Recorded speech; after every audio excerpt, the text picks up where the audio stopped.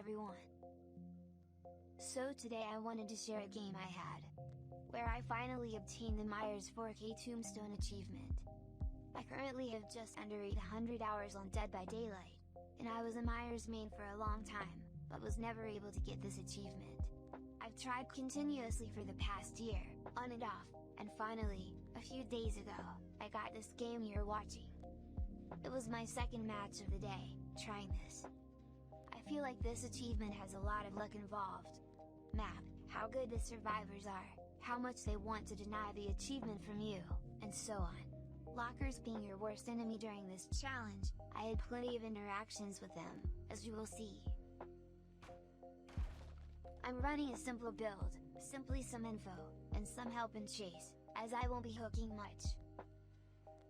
Getting to tier 3 ASAP is the most important of course, and lethal helps get to stalking as soon as possible.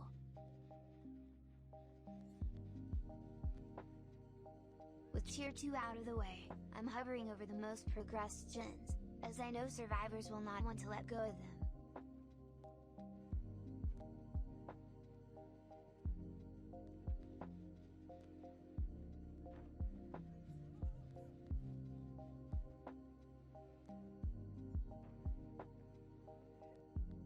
The survivors can probably already tell my add-ons, as I have been stalking them a lot, and haven't tiered up yet.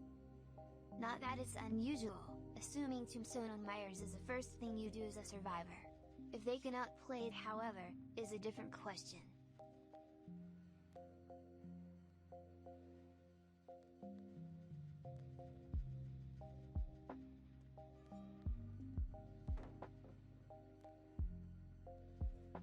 The survivors dropped a lot of pallets in this area already. I don't mind breaking them, as I know they will miss them later.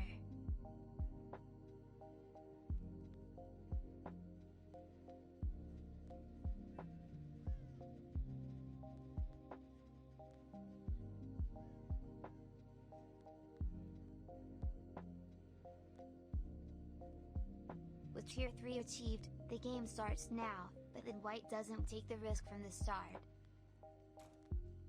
Instant locker jump, I can't do much about it, so I decide to take the hook for free. Hooking in basement wouldn't have helped me much, as they have plenty of safety there with lockers.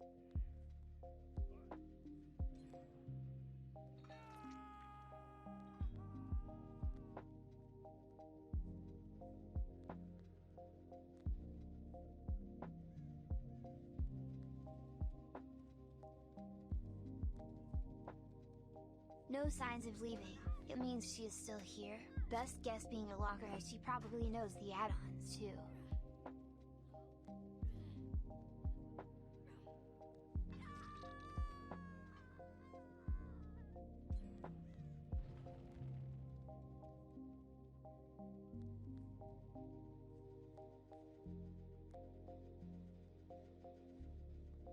I was shocked she didn't drop the pallet here. With play with your food, I'm guaranteed to get her. A lot of misplays from the Sable, didn't drop the pallet the 2 chances she had.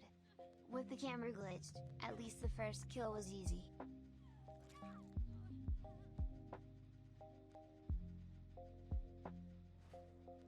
If the survivors didn't know already, now they are certain of my add-ons. I will have to be smarter from now on.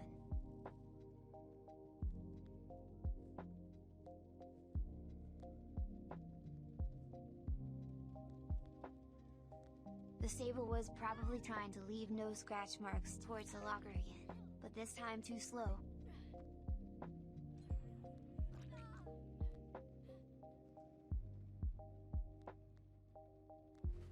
The last 2 survivors are probably smarter. I was expecting a never-ending game of locker jumping.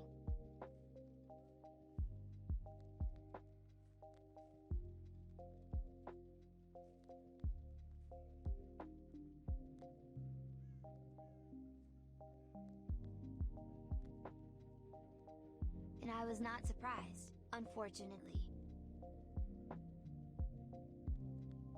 Feeling a bump on the lockers means there is a survivor inside of it. Neat trick I learned that tells me they are both here.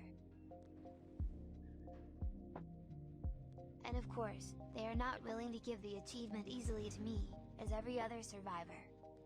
I do not feel entitled to a free achievement, but it would have been nice. Surprisingly, telling him to come out didn't help. In the meantime, I went to check on the other gens, and kicked them so they could regress while we played.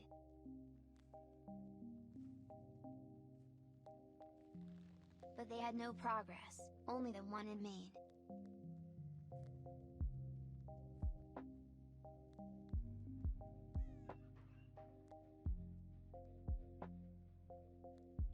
This went on for a while, so I will skip ahead to when something different happens. And a few minutes later, they have crows with them. I ended up downing Dwight, but I had a plan.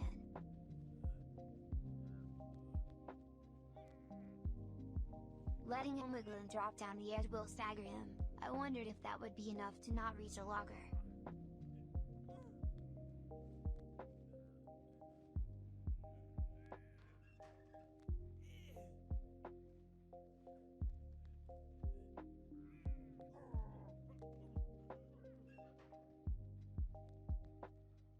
I ended up losing him, as the scratch marks were hard to see on this map, a big mistake on my part.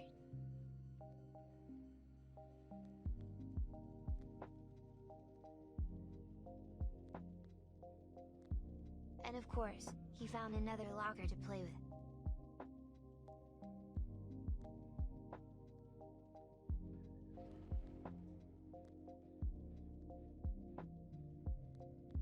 With the same trick, I knew the Meg had left this area. And I wanted to see if I could catch her off guard, as White clearly knew what he was doing.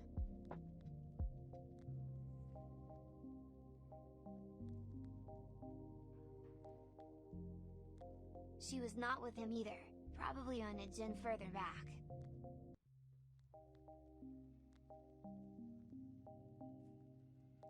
And it seems like I wasn't wrong, but she too had found a locker to hide in, surprise surprise. I had another idea though, and was hoping the Meg wouldn't catch on what I was trying to do.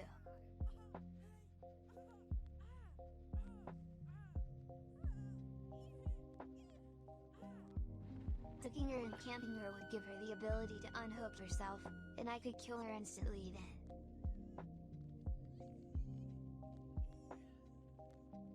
But it seems like she was too smart for that too, going stage 2 and refusing to unhook. I had to leave as White was finishing the last gen. But thankfully, even he makes mistakes.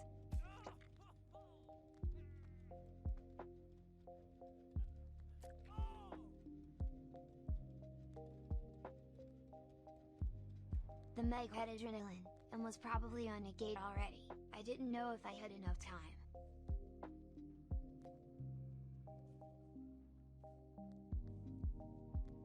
By this point, she had no locker nearby, and the gate would open eventually even if she stayed on it. Going for hatch would have been a better play, and she could have given up on hook to deny me any chance of 4 kills. I think these survivors were happy to give me the achievement, just didn't want to make it easy. And you can see in the top right, the achievement. I felt very lucky and happy that I could capture this moment, and share it, and look back on it in the future. I hope you enjoyed. And if you would like to see the best ever comeback match I've ever had in DVD, maybe you should stick around then.